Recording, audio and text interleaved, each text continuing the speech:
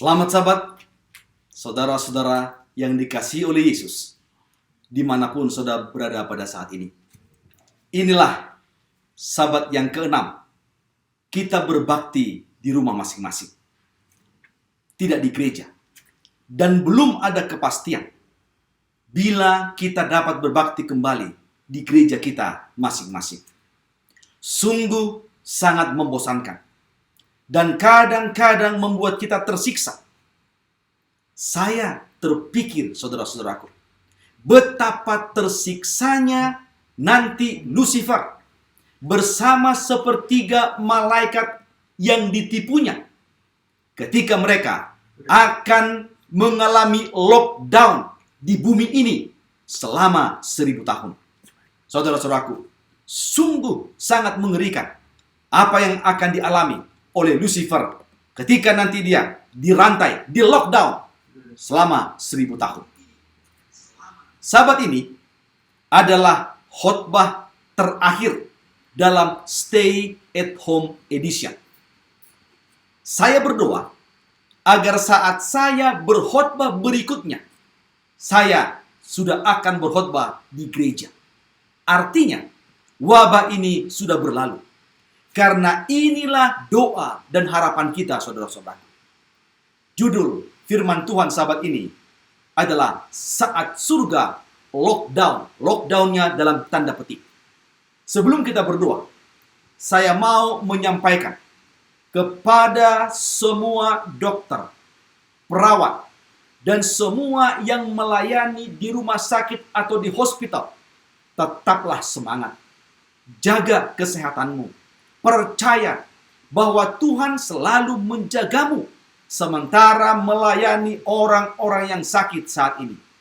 Kami selalu mendoakanmu, para pejuang kesehatan, dimanapun engkau berada. Mari kita tunduk kepala dan kita berdoa. Tuhan yang Maha Kasih, yang bertahta di dalam kerajaan sorga, pada pagi Sabat ini, sementara kami masih berbakti di rumah kami masing-masing, oleh karena aturan stay at home, oleh karena pandemi COVID-19 ini Tuhan masih belum reda. Tetapi kami tetap merasakan sukacita dalam perbaktian ini. Oleh karena Tuhan, Engkau masih menjaga masing-masing kami di rumah kami. Karena firman-Mu mengatakan di mana 2-3 orang berkumpul memanggil namamu, Engkau hadir. Itulah yang membuat kami tetap bersukacita. Pada saat ini kami kembali berdoa kepada sahabat-sahabat kami, saudara-saudara kami, dokter, perawat, apakah dia bagian administrasi atau yang melayani di rumah sakit. Tuhan, jagai mereka, berkati mereka, lindungi mereka Tuhan. Berikan kepada mereka semangat untuk tetap dapat melayani, memberikan pelayanan kesehatan kepada semua yang sakit, terutama mereka yang sedang menderita COVID-19. Dan sementara kami akan mendengarkan firman-Mu, hadirlah bersama-sama dengan kami, kuasai hati dan pikiran kami Tuhan, agar kami dapat dipersiapkan menyambut kedatangan-Mu yang kedua kali. Dalam nama Yesus kami berdoa. Amin. Apakah setelah beberapa waktu lamanya stay at home ini, kita tinggal di rumah, ada yang berubah dari diri kita, saudara-saudaraku? Mari kita lihat. Apa saja perubahan itu? Mungkin rambut semakin panjang. Banyak istri sekarang sudah ahli pakar potong rambut. Termasuklah istri saya. Kami membeli alat potong rambut secara online. Dan hari Kamis yang lalu tiba di rumah. Jumat kemarin istri saya memotong rambut saya. Hasilnya, saudara-saudaraku, tidak kalah dengan barbershop langganan saya di Padeswan Java. Seperti khotbah sahabat yang lalu. Di live streaming ini yang berjudul Wanita di Garda Depan. Istri-istri di rumah saat ini sudah menjadi menteri dengan rangkap jabatan. Koordinator perekonomian lah, menteri kesehatan lah, menteri pendidikan, bahkan sekarang menjadi tukang potong rambut suami. Luar biasa, saudara-saudaraku. Kita para suami harus mengucapkan terima kasih kepada istri kita. Dan saya berharap dan saya meminta semua yang mengikuti khotbah ini, kalau engkau para suami di samping istrimu, peganglah tangannya atau peluk pundaknya, atau kalau berjauhan pandanglah dia dan katakan, aku semakin mencintaimu. Mari kita sama-sama sebutkan, aku makin mencintaimu. Puji Tuhan untuk semua berkat-berkat yang kita terima dalam situasi yang menakutkan ini. Bagaimana dengan berat badan? Apakah bertambah atau berkurang? Oh, puji Tuhan, berat badan saya stabil. Karena Menteri Kesehatan di rumah kami ini sangat ketat. Sering kami komplain karena kadang-kadang kami merasakan lebih ketat dari Menteri Kesehatan Republik Indonesia terawan, saudara-saudaraku. Tetapi semua itu membuat kami merasa aman di rumah kami ini. Yang pasti, banyak yang berubah, khususnya di dalam 2 bulan terakhir ini. Dulu, kalau ada orang yang bersin, maka orang di dekatnya akan berkata, bless you. Sekarang, kalau ada orang yang bersin, orang yang di sekitarnya akan cemas dan ketakutan. Jangan-jangan corona. Dulu, kalau saya dan istri jogging di lapangan bola Unai, kalau sepi, kami akan bertanya, kemana semua orang yang biasa jogging ini ya? Sekarang, kalau ada orang yang kami lihat berjalan di lapangan bola, di jogging track itu, kami akan bertanya, siapa orang itu? Dan apakah jangan-jangan dia akan membawa corona? Istilah kerennya, sekarang kita menjadi parno. Parno itu berasal dari paranoid, yang berarti keadaan seseorang berlebihan dalam rasa takut, curiga, khawatir, dan cemas. Saudaraku, selama 52 tahun umur saya, ada satu pepatah atau satu sebutan yang sangat terkenal. Bersatu kita teguh, bercerai kita rubuh. Tetapi untuk pertama kalinya, saudara-saudaraku, setelah saya berumur 53 tahun, maka kata-kata itu berubah. Bersatu kita mati, bercerai kita selamat. Ada sebutan mengatakan jaga hati, jaga lidah, dan jaga jarak. Jaga jarak ini, saudara-saudaraku, dulu ini hanya kita lihat di bagian belakang truk atau lori. Tetapi sekarang jaga jarak bukan lagi berlaku di truk-truk atau lori-lori, tetapi juga sudah berlaku di antara umat manusia. Betul-betul sudah berubah, saudara-saudaraku. Pernah dengar istilah jauh di mata, dekat di hati? Lagu ini menjadi terkenal dinyanyikan oleh Rai, Asta, dan Nino. Mungkin saja intensitas bertemu yang terlalu sering malah mengubah kata-kata ini menjadi dekat di mata, jauh di hati.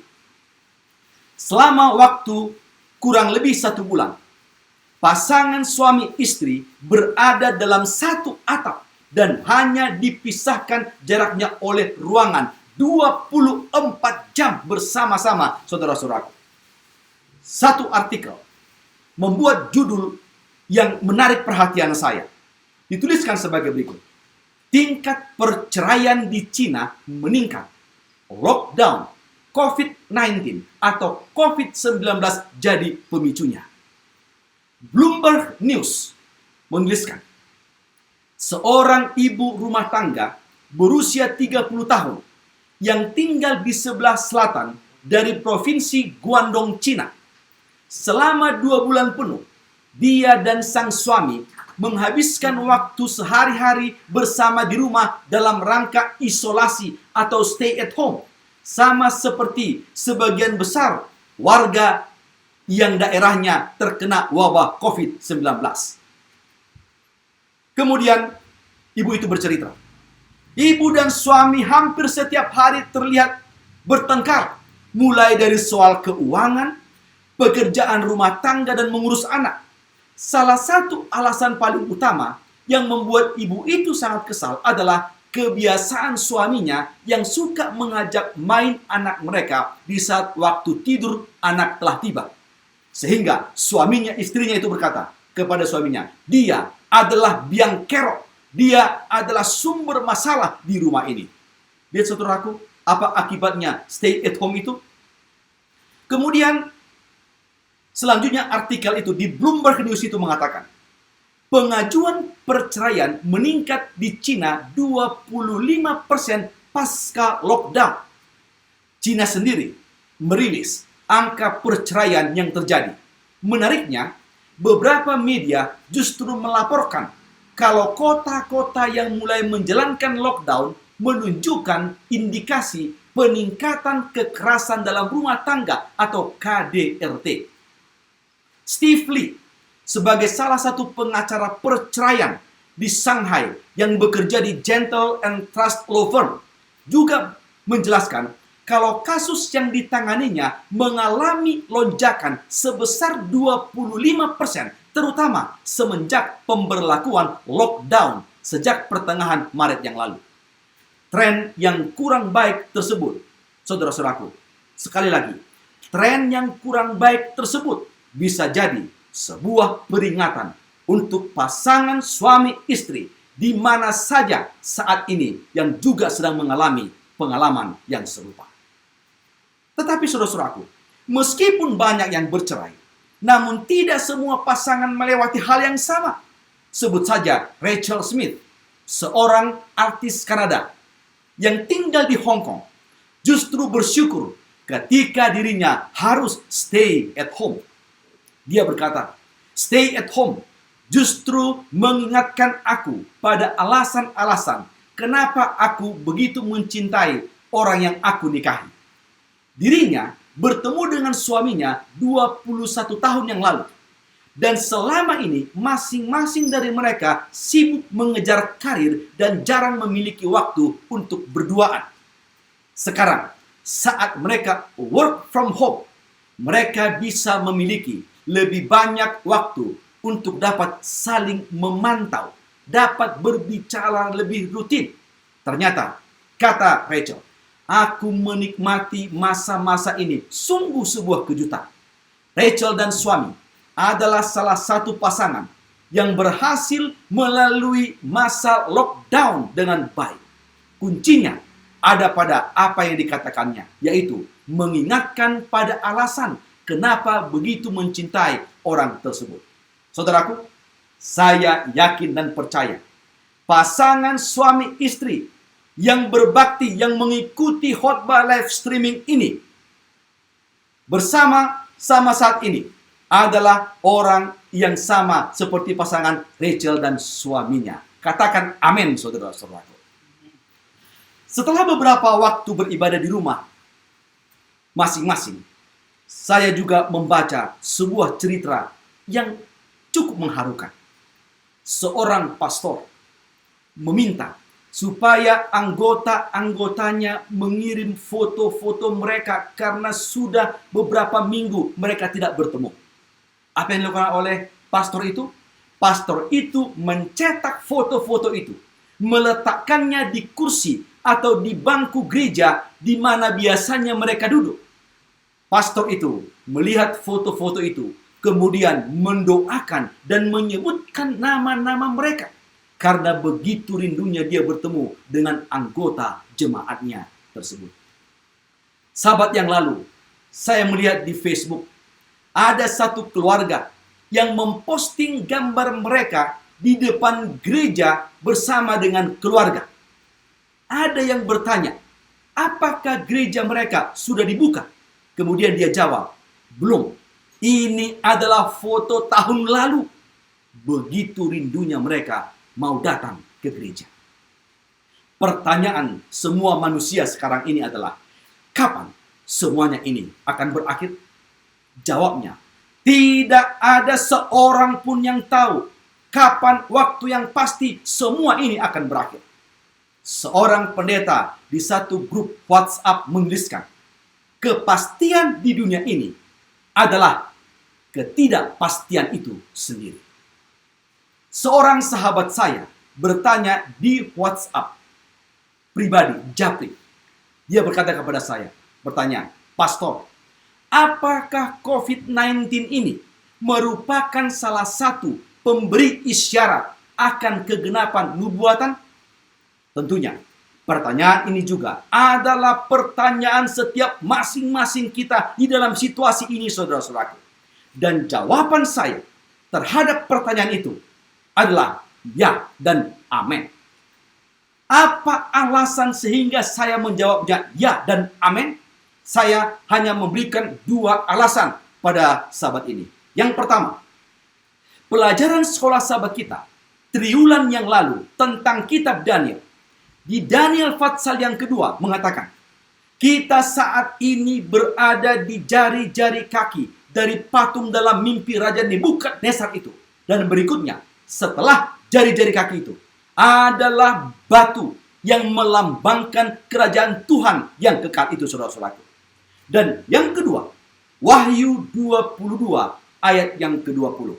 Kembali saya selalu meminta supaya saudara boleh membawa Alkitab saudara. Atau kalau tidak, saudara boleh mencatat ayat-ayat ini supaya nanti saudara boleh membacanya berikutnya. Wahyu 22 ayat yang ke-20. Firman Tuhan. Ia yang memberi kesaksian tentang semuanya ini berfirman, ya, aku datang segera. Amin. Datanglah Tuhan Yesus. Pena inspirasi. Di dalam Alfa dan Omega jilid yang ke-6. Alfa dan Omega jilid yang ke-6. Halaman 272 menuliskan sebagai berikut. Segala sesuatu di dunia ini sedang dalam kegemparan. Tanda-tanda zaman sedang mengancam. Malapetaka demi malapetaka terjadi di laut dan di darat. Krisis itu kian lama, kian dekat. Pintu kasihan segera akan ditutup. Dan setiap perkara hampir akan ditentukan selama-lamanya. Saudara-saudaraku, kata hampir di dalam pena inspirasi itu menunjukkan betapa dekatnya hari datangnya Sang Juru Selamat itu.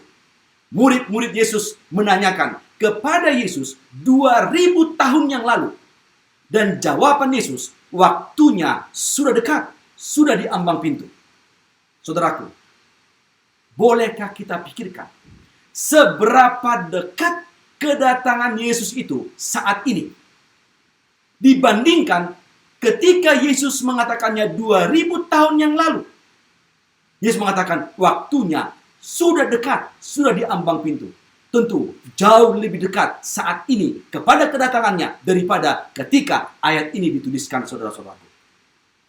Namun, ada dua fenomena sikap orang-orang Kristen terhadap pekabaran kedatangan Yesus yang kedua kali ini menurut seorang teolog dan yang juga seorang dokter yang bernama Martin Dehaan. Dia mengatakan, jadi ada dua bahaya. Pertama, bahaya penetapan suatu tanggal. Karena banyak orang-orang yang justru menetapkan tanggal kedatangan Yesus yang kedua kali. Jangan pernah membuatnya pelajaran kekecewaan. 20 Oktober 1844 adalah pelajaran yang sangat penting untuk kita tidak mengulangi kesalahan yang sama, menetapkan tanggal kedatangan daripada Yesus yang kedua kali. Dan fenomena yang kedua, menurut Martin Dehaan adalah kejahatan. Luar biasa, perhatikan saudaraku. Dia menyebutkan kejahatan sebaliknya begitu serius, yaitu mengabaikan tanda-tanda kedatangan Yesus yang kedua kali. Kelihatannya, para pengkhotbah mengabaikan tanda-tanda itu di kebanyakan gereja pada hari ini. Saudaraku, gereja Masehi Advent hari ke-7 seharusnya adalah gereja yang paling sering mengkhotbahkan kedatangan Yesus yang kedua kali. Oleh karena nama gereja kita menunjukkan bahwa kita adalah orang-orang yang sedang menunggu kedatangan Yesus yang kedua kali dan menguduskan hari Sabat. 2 Petrus 3 ayat yang keempat. Mari kita buka Alkitab kita. 2 Petrus pasal yang ketiga ayat yang keempat. Firman Tuhan mengatakan sebagai berikut. Kata mereka, di manakah janji tentang kedatangannya itu?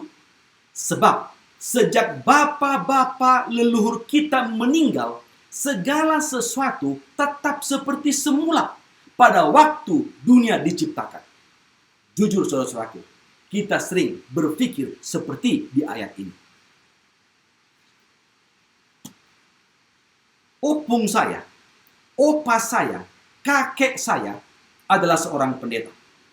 Pendeta P. Hutagalung.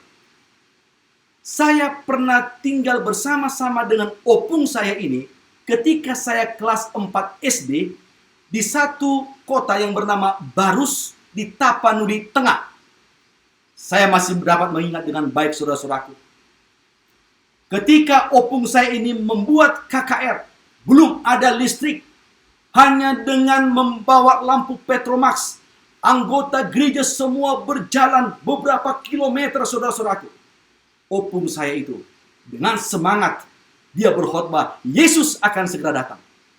Tahun 1992, opung saya meninggal, Yesus belum datang. Ayah saya, bapak saya juga adalah seorang pendeta gereja Advent, pendeta APH Hutagalung. Saya masih mengingat ketika saya kelas 5 SD, adik saya yang nomor 2 kelas 2 SD, kami dibawa mengadakan KKR pada waktu kami sedang liburan selama 2 minggu di Parsoburan, saudara-saudaraku. Dari tempat di mana kami berhenti, dan kemudian kami turun dari mobil, dari kendaraan, kami berjalan kaki selama 2 jam lamanya. Dan saya masih mengingat saudara-saudaraku. Ayah saya, bapak saya dengan semangat mengatakan, Yesus akan segera datang. Tanggal 6 Januari 1995, ayah saya meninggal dunia, Yesus belum datang. Dan saat ini, saya menjadi seorang pendeta gereja Advent. Di dalam 28 tahun masa pelayanan saya, mungkin sudah ratusan kali saya berkhotbah untuk mengatakan Yesus akan segera datang.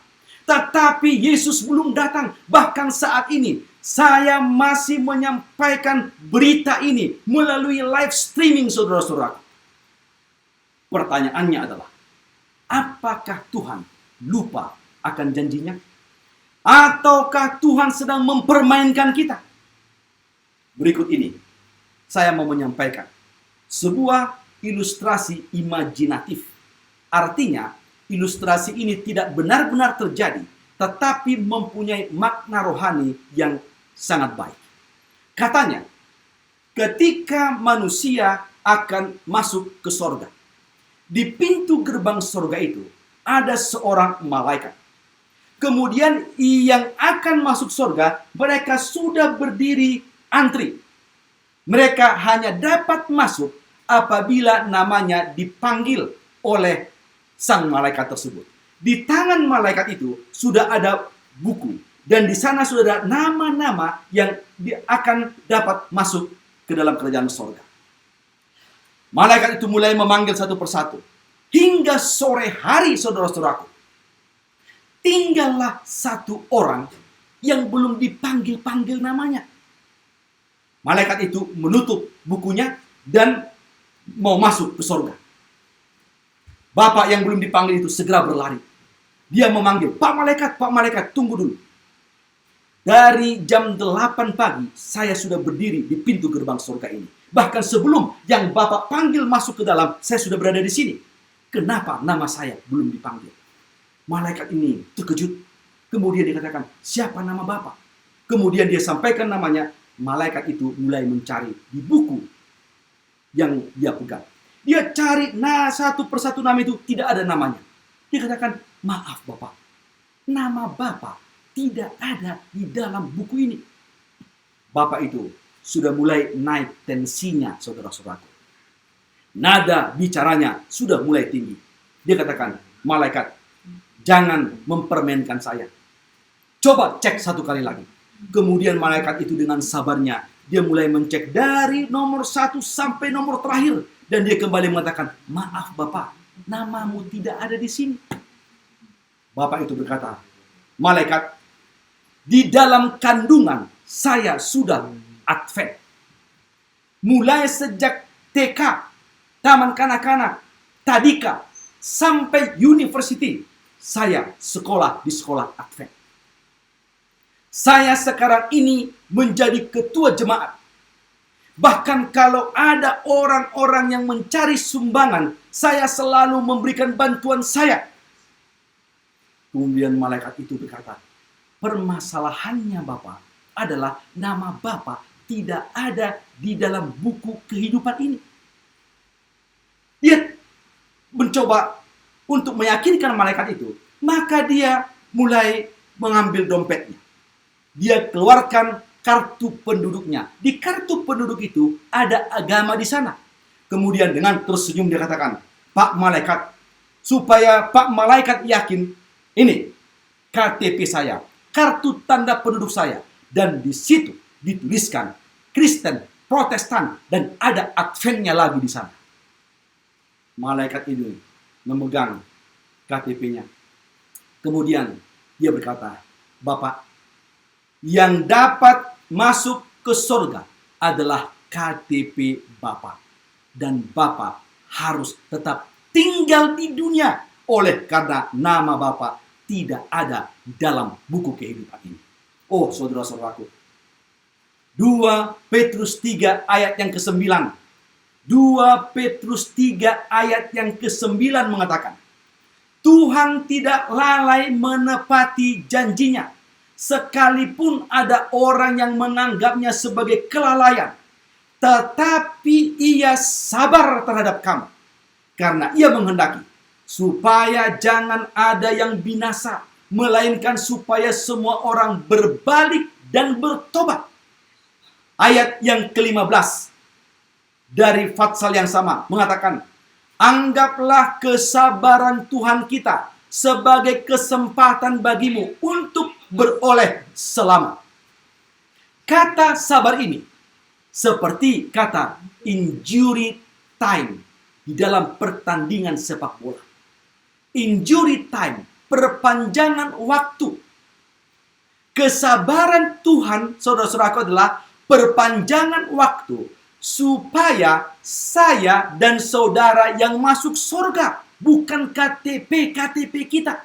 Karena kalau Yesus datang saat ini, saya ragu apakah kita yang akan masuk ataukah KTP kita yang akan masuk ke surga.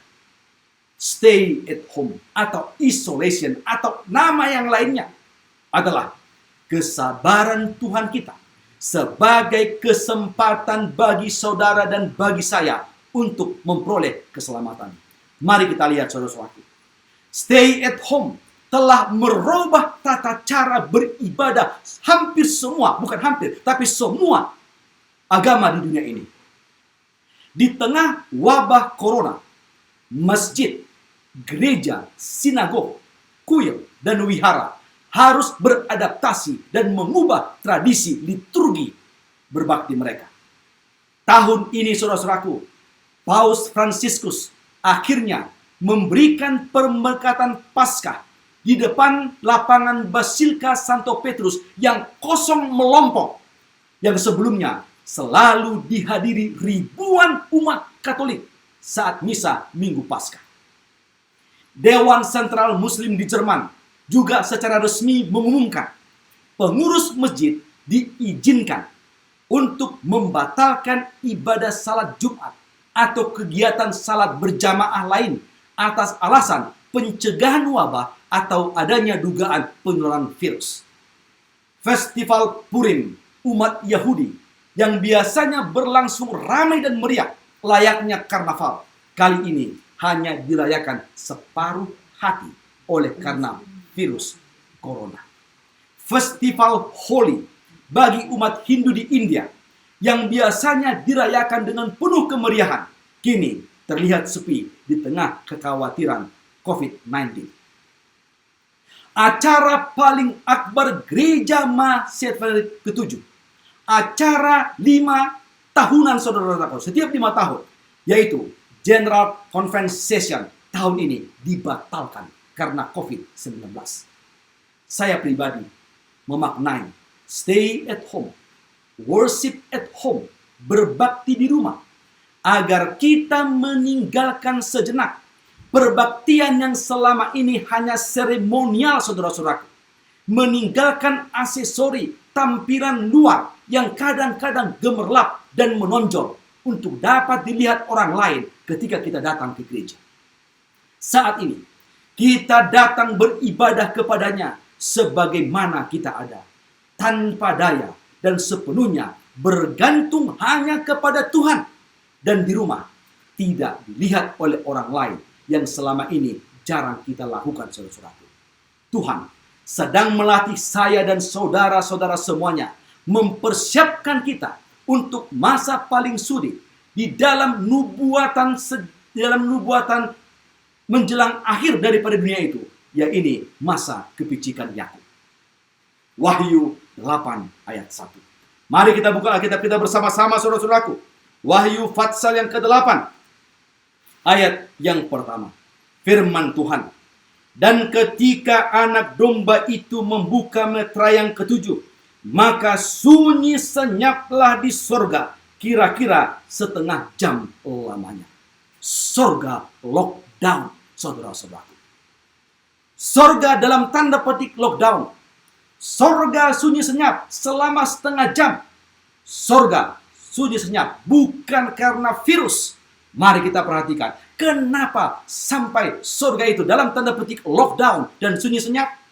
Seventh-day Adventist Bible Commentary, volume yang ke-7, halaman 787. Seventh-day Adventist Bible Commentary, volume 7, halaman 787 menuliskan sebagai berikut. Bahwa dengan arti daripada surga sunyi senyap itu, dia mencatat di sana Matius 25 ayat 31a. Matius Fatsal 25 ayat 31 bagian A. Apabila anak manusia datang dalam kemuliaannya dan semua malaikat bersama-sama dengan dia. Itulah sebabnya surga sunyi senyap. Karena Yesus bersama dengan seluruh malaikat-malaikatnya meninggalkan surga. Dan dikatakan di sana setengah jam. Dituliskan dalam Bible Commentary. Setengah jam itu sama dengan 1 minggu, saudara-saudaraku. Dengan demikian, lamanya Yesus dan malaikat-malaikat turun dari sorga ke bumi, menjemput umatnya yang setia, dan kembali lagi ke sorga, memakan waktu 1 minggu, saudara-saudara. Yesus, sang mempelai pria, begitu rindu bertemu dengan saudara dan saya mempelai wanitanya. Yesus membawa seluruh malaikat sebagai pendamping pengantin pria dan meninggalkan tahtanya selama 1 minggu. Itulah saudara-saudaraku sesungguhnya amazing grace yang sering kita nyanyikan itu. Karunia yang luar biasa oleh karena cinta sang juru selamat itu kepada saudara dan saya yang tetap setia kepadanya. Awal dari 1 minggu itu adalah kedatangan Yesus yang kedua kali. Apa yang terjadi? Lukas 17 ayat yang ke-24. Mari kita buka Alkitab kita. Di dalam Lukas Fatsal yang ke-17 ayat yang ke-24. Firman Tuhan berbunyi sebagai berikut. Sebab sama seperti kilat memancar dari ujung langit yang satu ke ujung langit yang lain, demikian pula lah kelak halnya anak manusia pada hari kedatangannya. Wahyu Fatsal yang ke-6 ayat 14. Wahyu Fatsal 6 ayat 14 bagian A. Maka menyusutlah langit bagaikan gulung kitab yang digulung. Saudaraku, satu hal yang pasti. Ketika Yesus datang kedua kali, semua mata akan melihat. Karena ada fenomena di langit sana. Tidak perlu orang lain menceritakan. Karena kalau orang lain menceritakan, kemungkinan itu adalah Mesias palsu. Ada 2 kelompok manusia saat itu. Ketika kedatangan Yesus yang kedua kali. Yaitu kelompok pertama. Mereka yang akan berteriak, haleluya, hosana. Bagi sang raja. Mereka ini adalah yang memiliki meterai Allah. tanda milik Allah. Dan ada kelompok yang kedua, mereka yang akan lari ke gunung batu dan berteriak, runtuhlah menimpa kami, oleh karena mereka tidak sanggup melihat cahaya kemuliaan sang anak raja beserta dengan malaikat-malaikatnya. Mereka ini yang memiliki tanda binatang, tanda milik setan, saudara-saudaraku. 1 Tesalonika 4 ayat 16 sampai 17. 1 Tesalonika 4 ayat 16 dan 17. Ayat 16 firman Tuhan berkata, sebab pada waktu tanda diberi, yaitu pada waktu penghulu malaikat berseru dan sangkakala Allah berbunyi, maka Tuhan sendiri akan turun dari sorga, dan mereka yang mati dalam Kristus akan lebih dahulu bangkit. Ayat 17. Sesudah itu, kita yang hidup, yang masih tinggal, akan diangkat bersama-sama dengan mereka dalam awan menyongsong Tuhan di angkasa. Pena Inspirasi menuliskan kembali dalam buku Kemenangan Akhir, halaman 458. Halaman 458. Malaikat-malaikatnya akan mengumpulkan orang-orang pilihannya dari keempat penjuru bumi, dari ujung langit yang satu ke ujung langit yang lain. Sahabat-sahabat yang sudah lama terpisah karena kematian dipersatukan kembali dan tidak akan pernah berpisah lagi. Semua orang-orang benar yang telah diubah itu akan diangkat ke awan-awan bertemu dengan Yesus di angkasa. Oh, saudara-saudaraku, mungkin banyak dari antara saudara-saudara yang mengikuti khotbah ini telah kehilangan orang-orang yang dikasihi. Ada orang-orang yang kita kasih yang telah meninggal dunia. Sebagaimana yang telah saya sampaikan, opung saya, Pendeta P. Hutagalung telah meninggal. Ayah saya, Pendeta A.P.H. Hutagalung telah meninggal. Tetapi pada peristiwa ini, di dalam iman saya, saudara-saudaraku, saya yakin dan percaya, kedua orang yang saya kasihi ini, yang juga yang membentuk saya menjadi seorang pendeta, akan dibangkitkan, saudara-saudaraku. Ketika dalam saat perjalanan menuju angkasa, bertemu dengan Yesus, maka saya akan bertemu dengan kedua orang yang saya kasihi ini. Kami akan bercerita. Dia akan menanyakan, mereka, ayah saya selalu manggil saya Amang, mungkin dia katakan, Amang Stimson, bagaimana pelayananmu ketika engkau masih melayani di dunia? Oh, saya akan katakan, Papa, saya telah berkhotbah di banyak tempat, dan saya pernah berkhotbah live streaming. Papa saya dan opung saya akan bingung apa itu live streaming, saudara-saudaraku, dan saya akan jelaskan kepada mereka. Dan kemudian kami akan terbang bertemu dengan Yesus, dan kemudian bersama dengan seluruh malaikat, bersama dengan seluruh umat tebusan, mulai dari Adam dan Hawa sampai saat itu akan semuanya memenuhi angkasa, mengadakan perjalanan menuju Yerusalem baru itu. Yesus akan membuka gerbang kota Yerusalem baru, dan seluruh umat tebusan, saya dan saudara, akan masuk ke rumah yang telah disediakannya. Allah Bapa akan menyambut kita di dalam kota itu. Peristiwa yang luar biasa, saudara-saudaraku. Pada tahun 1971, surat kabar New York Post menulis kisah nyata tentang seorang pria yang hidup di sebuah kota kecil di White Oak, Georgia, Amerika Serikat. Pria ini menikahi wanita yang cantik dan baik, tetapi sayangnya dia tidak pernah menghargai istrinya. Sering pulang malam-malam dalam keadaan mabuk, memukuli anak dan istrinya. Satu malam, dia memutuskan mengadu nasib ke kota besar, yaitu ke kota New York, dengan mencuri uang istrinya. Dia bersama beberapa temannya memulai bisnis baru dan berfoya-foya dan dengan menggunakan obat-obat terlarang. Bulan berlalu, tahun berlalu, bisnisnya gagal, saudara-saudaraku. Dan dia mulai kekurangan uang. Dia terlibat dalam perbuatan kriminal, menulis cek palsu, dan menggunakannya untuk menipu uang orang yang akhirnya membuat dia tertangkap. Polisi menjebloskannya ke dalam penjara, dan pengadilan menghukum dia selama 3 tahun. Di akhir masa penjaranya, dia rindu kepada keluarganya. Dia rindu kepada istrinya yang cantik dan baik itu. Dia rindu kepada anak-anaknya yang manis-manis itu. Dia memutuskan untuk menulis surat kepada istrinya, menceritakan betapa dia telah menyesali semua apa yang telah dia lakukan selama ini dan berharap dia masih dapat kembali ke rumah. Dia menuliskan, mungkin sekarang sudah terlambat. Karena itu, ia mengakhiri suratnya dengan menulis, sayang, engkau tidak perlu menunggu aku. Namun, jika engkau masih ada sisa cintamu padaku, maukah engkau menyatakannya? Dia tuliskan berikutnya, jika kau masih mau aku kembali ke rumah, mau menerimaku, masih ada sisa-sisa cintamu kepadaku, ikatkan sehelai pita kuning di pohon, kalau di sana dikatakan oak tree, pohon yang besar, mungkin seperti pohon beringin lah di tempat kita. Ikatkanlah satu helai pita kuning pada pohon beringin yang berada di alun-alun, yang berada di pusat kota. Apabila aku lewat dan tidak menemukan satu pita kuning, aku tidak akan turun dari bus.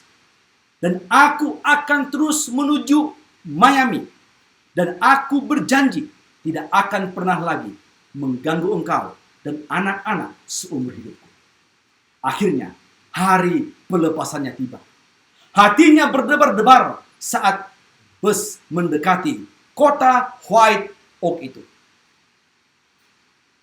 Pria ini naik bus dan menceritakan kepada penumpang lainnya tentang pengalamannya di dalam masalah ini. Dan orang yang di sampingnya menceritakan ini kepada sopir bus itu. Sehingga mereka mengatakan, Pak sopir, nanti apabila kita tiba di pusat kota dan melewati pohon beringin yang besar itu, tolong Pak, agar busnya diperlambat. Kita mau melihat apakah pria ini akan diterima kembali oleh istrinya ataukah tidak.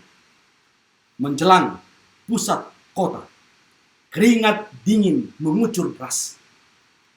Dan sambil air matanya menetes, bahkan membuka matanya pun dia tidak sanggup, dia memejamkan matanya. Justru yang mau melihat adalah penumpang-penumpang lainnya. Ketika mereka tepat berada di dekat pohon beringin itu, saudara-saudaraku, mereka tidak melihat satu pita kuning. Tidak ada satu pita kuning, melainkan saudara-saudaraku, ada 100 pita kuning yang ada di pohon itu. Sorak-sorai penumpang yang ikut-ikutan tegang dalam bis tersebut terdengar. Akhirnya, semua penumpang sepakat mengantar pria yang disambut oleh kehangatan cinta istri dan anak-anaknya. Oleh karena begitu terharunya sopir dari bus itu, dia menelepon surat kabar di New York Post dan menceritakan kisah indah tersebut. Seorang penulis lagu mendengar kisah itu. Kisah nyata itu kemudian menginspirasinya untuk menulis sebuah lagu. Pada bulan Februari 1973, lagu berjudul Tie a Yellow Ribbon Round the Old Oak Tree langsung menjadi hits pada bulan April 1973. Oh saudara-saudaraku, kisah yang luar biasa. Kisah yang berakhir dengan happy ending. Bagaimana seorang istri menerima suaminya yang begitu buruk kelakuannya, tetapi kasihnya telah mengubahnya menjadi sebuah cerita yang dinyanyikan. Bahkan sampai saat ini kita dapat mendengarkan lagu-lagu itu. Peristiwa Sorga Lockdown adalah kisah cinta yang luar biasa dari Yesus kepada kita, saudara-saudara. Ini akan menjadi berita utama, menjadi hot news, menjadi trending topik di semesta alam kita ini pada saat sorga sunyi sepi 1 minggu, saat Kristus dengan seluruh malaikatnya datang untuk menjemput kita Dan kemudian kita akan dibawa ke Yerusalem yang baru itu. Oh, hari yang begitu dahsyat, saudara-saudaraku. Mengagumkan dan fantastik. Semua ini Tuhan buat untuk saudara dan untuk saya. Apakah saudara rindu untuk hari itu? Saya sungguh-sungguh merindukannya, saudara-saudaraku. Sementara kita stay at home, gunakanlah waktu ini untuk mempersiapkan diri agar kita menjadi salah seorang yang akan turut menyambut hari yang mulia itu. Hari saat datangnya Yesus Kristus. Tuhan memberkati kita. Amin. Mari kita tunduk kepala dan kita sama-sama berdoa. Tuhan, terima kasih. Oleh karena anugerah-Mu yang ajaib itu, Engkau masih memberikan kesempatan kepada hamba-Mu untuk boleh menyampaikan firman pada hari Sabat ini dari rumah. Oleh karena lockdown yang ada di hampir semua negara di dunia ini, kami diingatkan satu peristiwa yang luar biasa. Ketika sorga sunyi senyap saat Engkau, ya Yesus, sebagai mempelai pria, bersama dengan seluruh malaikat-Mu sebagai pengiring mempelai pria, datang ke dunia ini untuk menjemput kami, mempelai wanita-Mu. Oleh karena Engkau telah begitu rindu kepada kami, Tuhan, Engkau membiarkan sorga selama 1 minggu kosong. Bapa di sorga, untuk itulah pada saat ini hamba-Mu memohonkan agar kiranya Engkau menjamah hati dan pikiran kami masing-masing, dimanapun kami berada, di rumah kami masing-masing, dimanapun tempat kami tinggal, saudara, ya Tuhanku, agar kiranya kami pun mempunyai kerinduan yang sama untuk boleh bertemu dengan Yesus ketika Dia datang yang kedua kali. Biarlah kiranya suasana stay at home, beribadah di rumah ini, akan melatih kami merubah pola hidup kami. Agar ketika kami berbakti Tuhan, kami akan datang dengan motivasi untuk beribadah, bukan motivasi-motivasi yang lain. Karena begitu besar pengaruh-pengaruh dunia ini dalam kehidupan kami. Dan biarlah ini juga Tuhan akan membuat kami semakin dekat kepadamu. Sehingga ketika nanti tiba masa kepicikan Yakub itu Tuhan, kami akan dapat melewatinya. Oleh karena kami beriman kepadamu, oleh karena kami telah memiliki tanda milik-Mu, yaitu meterai Allah itu. Tuhan, saat ini hamba-Mu kembali berdoa kepada masing-masing kami yang mengikuti khotbah live streaming ini. Jagai kami, lindungi kami dari COVID-19. Kepada seluruh anggota keluarga kami, Tuhan, jagai kami dari COVID-19 ini. Apabila virus ini ada di rumah kami, enyahkanlah kiranya Tuhan, usir dari tempat kami. Kami juga kembali berdoa kepada saudara-saudara kami yang terkena positif atau terpapar dengan virus ini. Biarlah kiranya tangan-Mu yang penuh kesembuhan Engkau jamahkan, mengangkat penyakit mereka dan memberikan kesembuhan kepada mereka. Dan apabila ada anggota keluarga yang sudah tidak tertolong lagi, berikan Tuhan kepada mereka penghiburan dan pengharapan. Kembali kami berdoa kepada seluruh para medis, agar Engkau selalu menjaga dan memeliharakan mereka. Dan terutama Tuhan, biarlah kiranya ketika Engkau datang kedua kali nantinya, semua kami yang mendengarkan firman pada saat ini, semua kami Tuhan akan bersedia untuk Engkau obahkan, untuk Engkau bawa dalam perjalanan yang luar biasa, untuk Engkau bawa kami memasuki Yerusalem baru, untuk hidup kekal selama-lamanya. Terima kasih Allah Bapa, terima kasih Yesus, terima kasih Rohul Kudus, terima kasih para malaikat untuk janji penjagaan-Mu, pemeliharaanmu, sementara kami melewati wabah pandemi virus 19 ini sampai nanti semuanya akan berjalan dengan normal. Terpujilah nama-Mu Tuhan, ampunkan dosa dan kesalahan kami, dan dipersembahkan dalam nama Yesus, Juru Selamat dan Penebus kami. Amin. Saudara-saudaraku, dimanapun Anda berada, tetap semangat, jaga kesehatan, tetap setia dalam iman kepada Yesus. Selamat sahabat, Tuhan memberkati kita.